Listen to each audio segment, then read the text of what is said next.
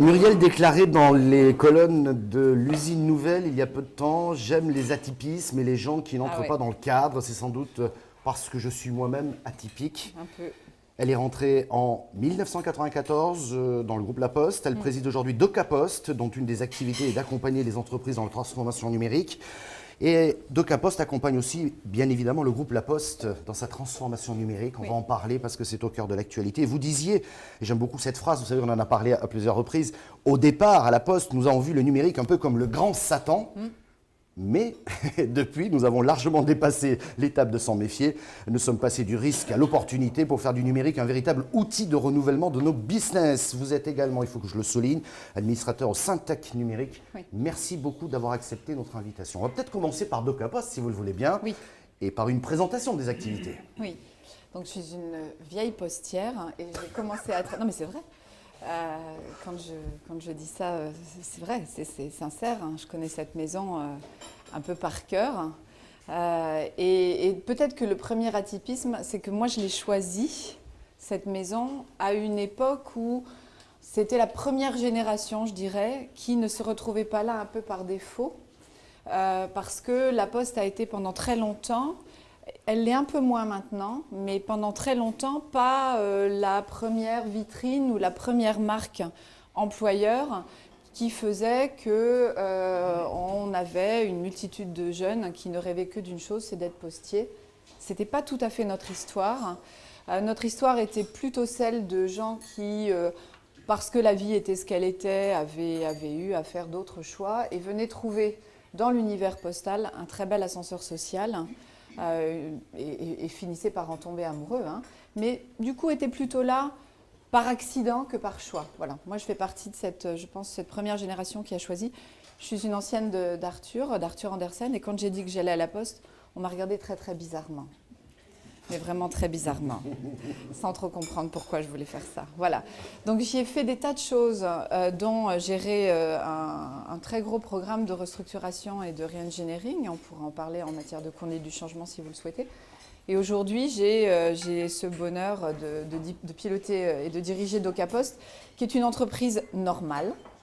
Sa seule particularité étant d'avoir 100% de son capital détenu par la Poste. Voilà, c'est la seule particularité. Si certains d'entre vous sont entrepreneurs, ça donne un confort énorme sur un plan de trésorerie qui est le seul avantage dont je bénéficie. C'est que si je suis un petit peu short en cash à la fin de la semaine, donc, monsieur de l'APE, vous n'avez pas le droit de l'entendre.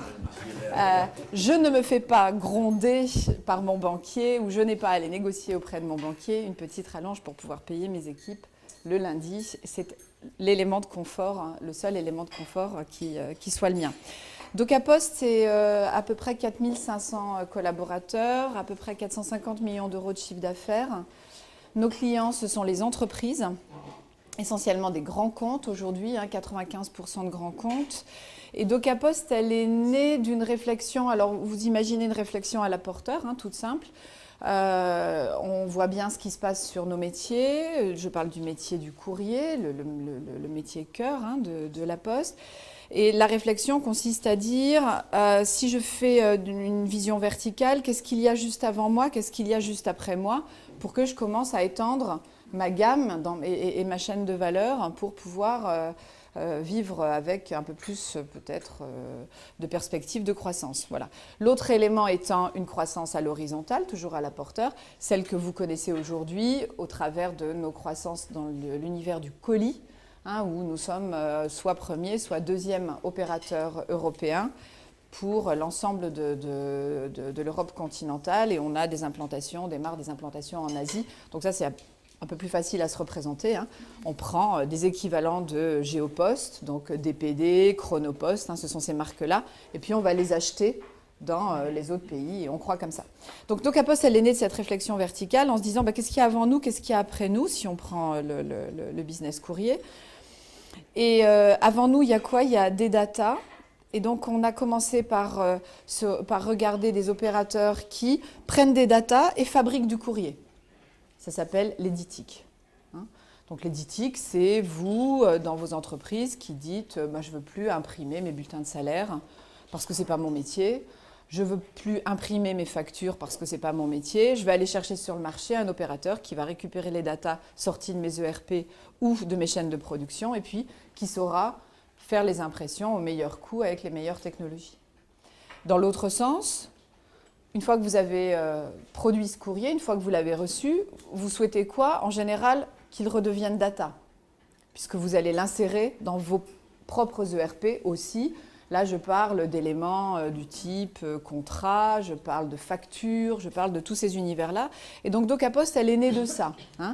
Je prends de la data, je fabrique du papier, du courrier, ou je prends un support papier et je fabrique de la data, ça s'appelle la numérisation. Nos offres cœur dans ces univers-là, c'est par exemple les chèques. D'accord ? Vous savez que les chèques, ça ne se transporte plus physiquement.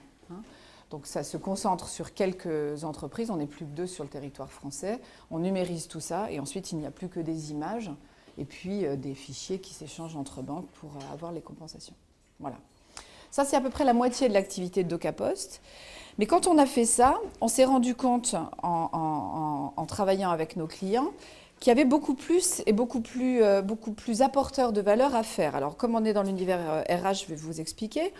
On a un client qui nous dit, bon voilà, moi je ne veux plus imprimer mes bulletins de salaire, est-ce que vous pourriez m'imprimer mes bulletins de salaire? Ok, pas de problème. Aujourd'hui, on imprime à peu près 10% des bulletins de salaire français. Et puis, ce RH nous dit, mais en plus de les imprimer, est-ce que vous sauriez me les archiver de manière électronique? C'est-à-dire, est-ce que vous sauriez me constituer des coffres salariés pour que mes RH puissent venir travailler sur ces coffres salariés, des coffres à salariés employeurs. Donc on dit pas de problème, on vous fait des coffres salariés employeurs. Ce qui est très important pour un opérateur dans ce cas-là, c'est sa pérennité. Parce que archiver numérique, il faut que vous soyez certain que dans très longtemps, pouvant en dire plusieurs dizaines d'années, on soit toujours là et toujours en capacité non seulement d'être là, mais de restituer les documents, d'accord, qui est un vrai sujet. C'est pour ça que la marque La Poste, de ce point de vue-là, est une très jolie marque.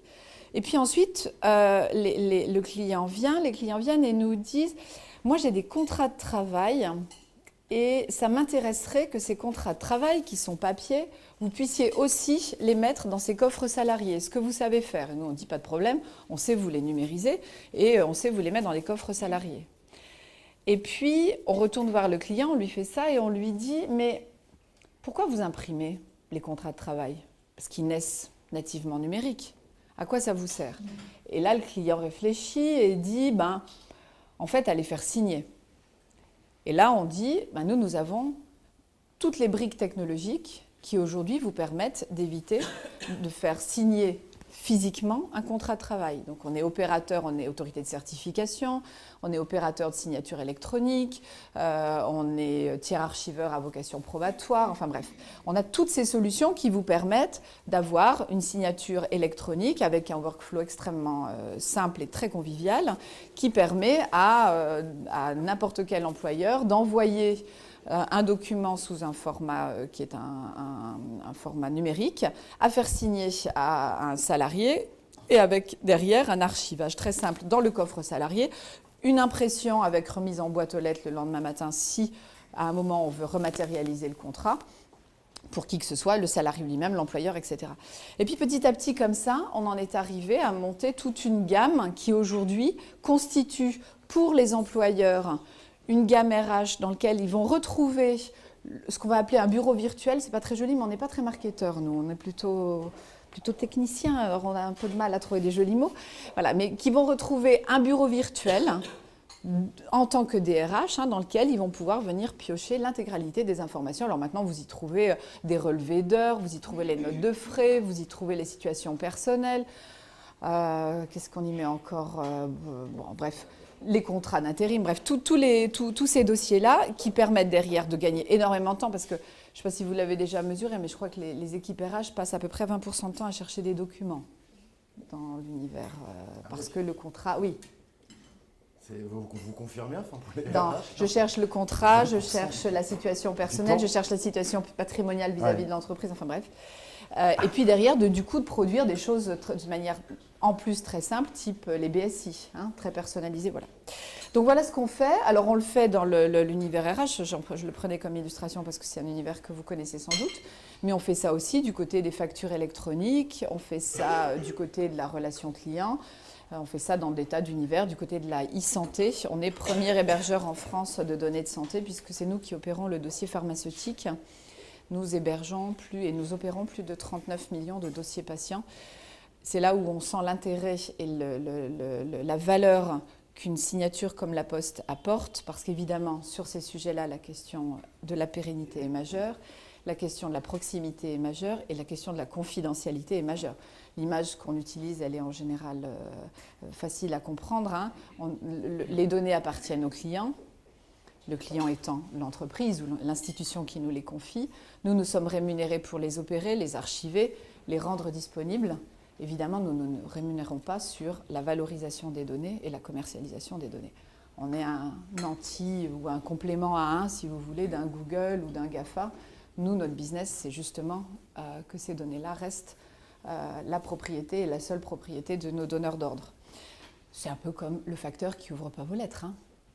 C'est la même histoire, hein. Voilà. C'est la même chose qu'on transpose dans l'univers numérique. Voilà.